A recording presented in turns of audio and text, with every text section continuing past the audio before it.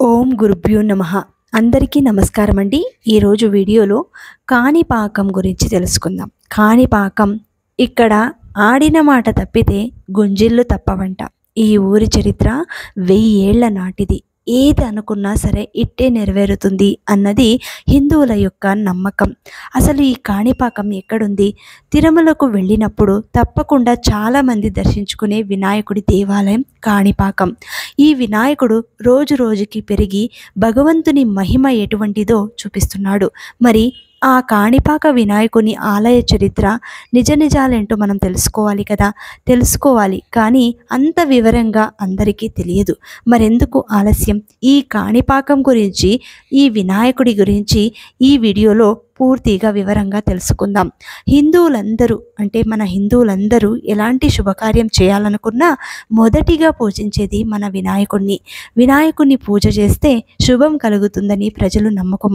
కాబట్టి వినాయకుడు అనగానే మనకి ఎక్కువగా గుర్తుకొచ్చేది కాణిపాకం.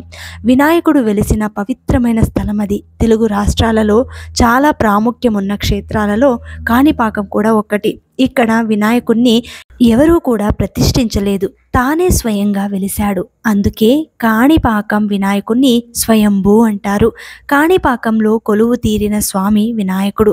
సజీవ మూర్తిగా వెలిసిన ఈ స్వామికి 1000 సంవత్సరాల నాటి చరిత్ర ఉంది. స్వామి అప్పటి నుండి ఇప్పటి వరకు సర్వాంగ సమేతంగా పెరుగుతూ ఉంటారు. ఆ విషయానికి ఎన్నో నిదర్శనాలు కూడా ఉన్నాయి. స్వామివారికి 50 సంవత్సరాల క్రితం వెండి కవచం ప్రస్తుతం సరిపోవటం లేదని చెబుతారు.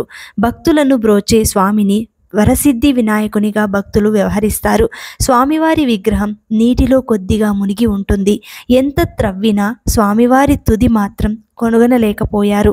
స్వామివారికి నిత్యం అష్టోత్తర పూజలతో పాటు పండుగ పర్వదినాలలో ప్రత్యేక పూజలు కూడా నిర్వహిస్తూ ఉంటారు. వినాయక చవితికి ఉత్సవాలను ఘనంగా నిర్వహిస్తారు. సత్య ప్రమాణాల దేవుడైన కాణిపాకం విఘ్నేశ్వరుడి ముందు ప్రమాణం చేయడానికి అబద్ధీకులు సిద్ధం కారు. కాణిపాకంలో ప్రమాణం చేస్తారా అంటూ చాలామంది భక్తులు సవాళ్లు విసురుతారు. కాణిపాకం అంటే వ్యవసాయ భూమిలో ప్రవహిస్తున్న నీరు అని అర్థం. కాణిపాకంలో వ్యవసాయానికి ఎప్పుడూ నీరుంటుంది. పచ్చటి పంటలతో అక్కడి వాతావరణం ఎప్పుడూ హాయిగా ఉంటుంది. కానీ కాణిపాకం గుడి ఉన్న భూమి ఒకప్పుడు మూగ, గుడ్డి, చెవిటివారైన 3 అన్నాదమ్ముల వ్యవసాయ భూమంట. కొద్ది రోజులకు వారు వ్యవసాయ భూమిలో నీరెండిపోవటం గమనించారు. బావిని ఇంకొద్దిగా తవ్వితే నీరొస్తాయని తవ్వటం మొదలు పెడతారు. అలా మొదలు పెట్టగానే గట్టి రాయి తగిలి క్షణాలలో బావిలో రక్తం ఊరటం మొదలయ్యింది. కొద్ది కొద్దిగా బావి నిండుతూ వచ్చింది.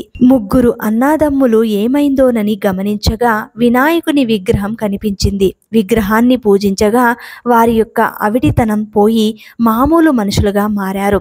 ఆ విషయం గ్రామస్తులకు తెలిసి పూజించటం మొదలు పెడతారు. అలా భక్తులు కొట్టిన కొబ్బరికాయల నీరు కాణిపరకం అంతా విస్తీర్ణం పాకింది.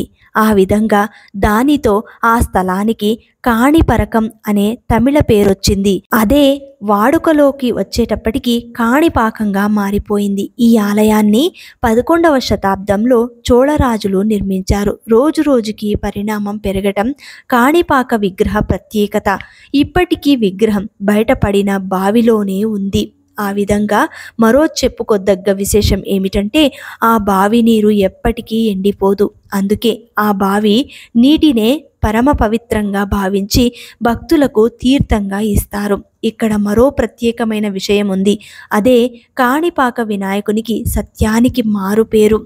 ఆ చుట్టుప్రక్కల ఆ గ్రామాలలో ఇప్పటికీ ఏదైనా తగువులు వచ్చినప్పుడు తప్పు చేసిన వ్యక్తిని ఆలయం ముందున్న నీటిలో స్నానం చేయిస్తే తప్పొప్పుకుంటారని ప్రసిద్ధి.